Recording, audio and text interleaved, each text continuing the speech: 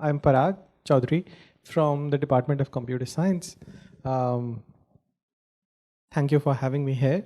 And I actually did some homework and made some notes about stuff that I want to talk about.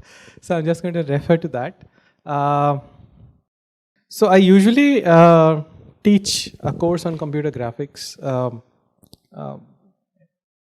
and a course on advanced computer graphics. It just so happened that during the pandemic, I taught 3 different courses, progressively increasing in class size. And I learned different things from all 3 of them. So I'm just going to try and put in a nutshell what the good things were and what maybe some of the hiccups were. And now that we are back again after the pandemic, what I find is different from how it was before. So I'll start with graphics, which I teach most often. And that in 2020, this was a class of about 80 to 90 kids. What I learned to do as a result of the completely online course was that I learned how to record good lectures, right? So I learned all that tech and how to make, I updated my slides. And I realized that in class, if I figure out during the lecture that there is a gap in my slide, that I can fill that up because I am in class and I'm talking to the class and so on. And I can actually have slides which are kind of sparse and talk more to the class and also use the board. But if I'm giving recorded lectures to the class, I want them to be more complete in some sense, and the content has to flow well if you want the students to see the content on their own and come with a certain level of preparedness to a discussion session. So I learned how to make more nuanced lectures, which were, in my opinion, more structured than what I had before. And while I was delivering them, earlier I would shuffle between the board and the slide for all my annotations and quick diagrams and explanations and so on. I learned how to do those things on the slides themselves.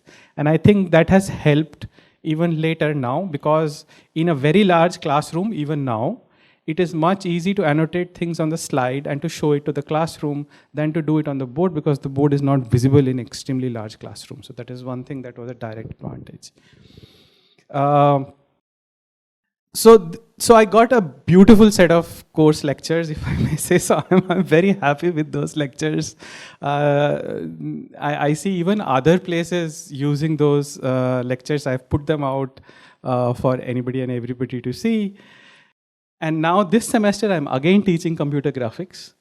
And those same lectures have come back to bite me, because I don't have attendance in my class. So the students of my class are now, they're like, okay, everything is there already recorded and these lectures are already available, so what is happening in the class? So a lot of these students, I'm having trouble bringing them back to the classroom for the discussion, because they are very happy seeing recorded lectures and staying wherever they are, staying put there. So that is a problem that I haven't yet managed to solve. I think the way to solve that is to update my existing course so that it builds on top of those lectures.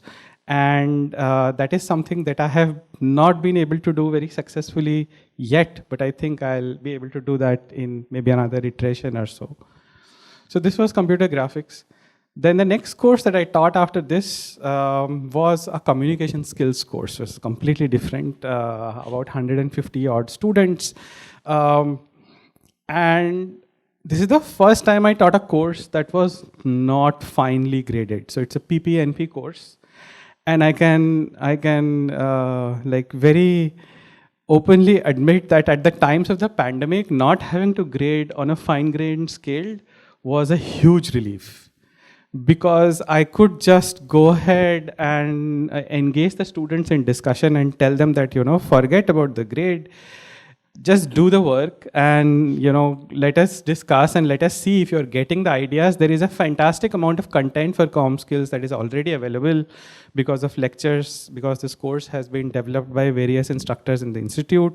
So they can always fall back on that to get the nitty-gritty of the things that we are talking about.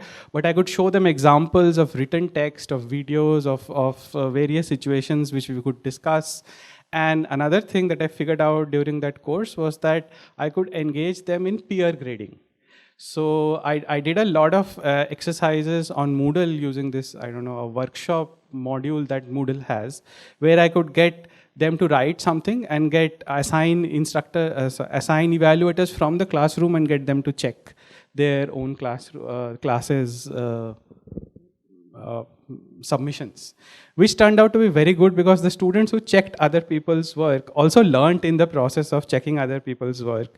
So I in fact had questions of people coming back to me and asking, how should I evaluate? What are we looking for? What are the kinds of things I should be careful about? Which are questions they don't ask when they are doing the assignments themselves, right? But they're worried about it when they're grading somebody else.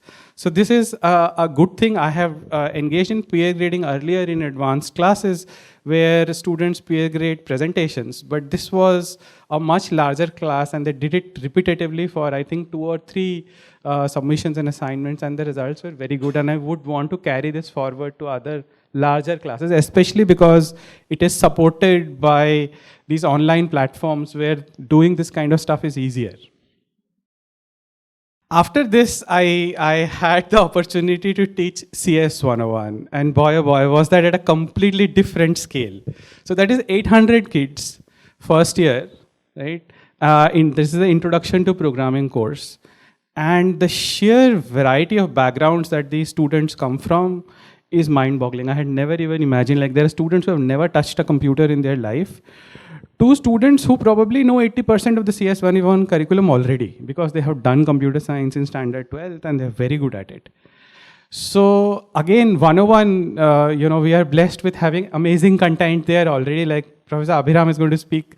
It's his book that we follow, and there are a fantastic set of NPTEL lectures there. So the content is there. So all I did with this class was engage in discussions and doubt sessions and discussions and doubt sessions throughout the semester for all their lectures. And I have never had such an unending flurry of questions. Like if it was a 1.5 hour class, throughout that 1.5 hour class, there would be questions. We would overflow, it would go on to 2 hours, 2.5 hours, and I would still continue having questions which I would go on answering. And these were questions which were very trivial, how to open editor and how to type programs and so on, to something very, very in-depth. And I had to struggle a lot to bring my answer to a level which I could explain to a student who does not have, say, 3 years of training in computer science. So I learned a lot about how to handle these things for students at that level. And that course has, I hope the students learned CS 101, but by handling a class of that size, I learned a lot of patience. And I learned not to get boggled down with small things that keep happening purely because it's a class of that size. But I think at the same time, it is extremely important to have very well-trained TAs to handle a class of that size. And in some sense, handling large classes, what I found what could have been better is that we could have provided better support to the bottom 20% of the class, which I think is very difficult to carry along in a class of that size, which is of size around 800 or so. And I think we would do more justice to those students if we would specifically train TAs. I mean, TA 101 is a superb effort, a step in the right direction. But for specific institute courses, which are these huge courses, we should probably have specific TA training for students who become TAs or at least senior TAs in these courses, because they need to know not only the content, but also to carry their students forward or help the students with in these courses. So I think that is something that I would bring with me to even offline instructions of CS 101. But these open discussion sessions and doubt solving sessions that what we essentially have in tutorials in normal normal times, offline times, are absolutely a brilliant idea. And I think they scale very nicely online, because you can do it over, maybe Microsoft Teams, or even if it's a video session. So I would supplement offline lectures with online discussion sessions all the time. And I think that the turnaround time you have to get back to students with that, it's a lot of effort because you have to be on it constantly, but the turnaround time pays very nicely, and the students are, I think, less lost because the instructor can reach them faster.